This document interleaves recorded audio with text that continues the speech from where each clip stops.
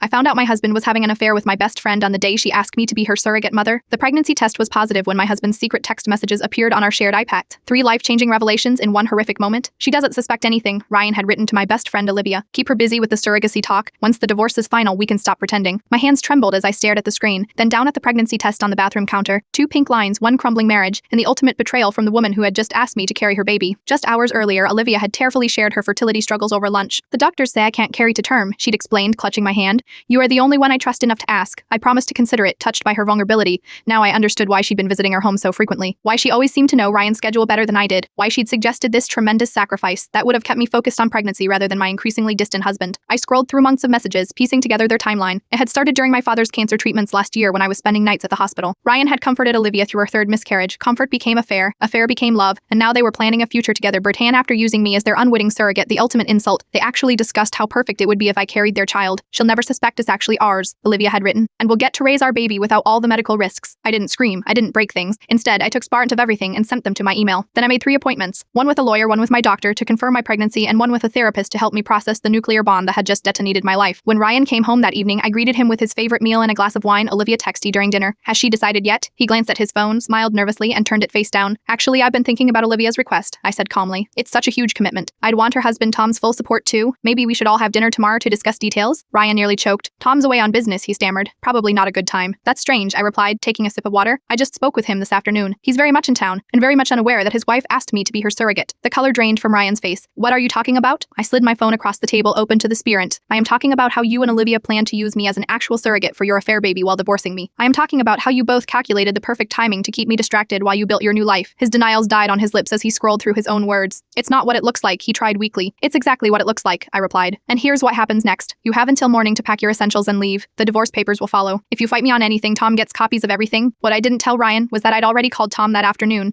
He'd been devastated, requested the evidence, and promised to handle Olivia's side of the equation. The next morning, I woke to an empty house and dozens of missed calls from Olivia. I blocked her number and deleted her from every social platform. Then I made one final call, to my mother, who had always been suspicious of my perfect-seeming friend. Mom, I said, my voice finally breaking. I am pregnant, getting divorced, and I've lost my best friend, but I am going to be okay. 6 months later, I am showing and glowing. Ryan is living with his brother, not Olivia. Tom filed for divorce the same day I did, and the baby, DNA testing confirmed. It's definitely Ryan's parent, and definitely mine. Not the surrogate arrangement anyone had planned, but somehow perfectly right. Sometimes I wonder if Olivia realized the cosmic irony. In her desperate attempt to secure a surrogate, she lost everything while I gained the one thing she wanted most, parental, a child of my own. They say friendship between women is sacred, but motherhood, that's divine justice.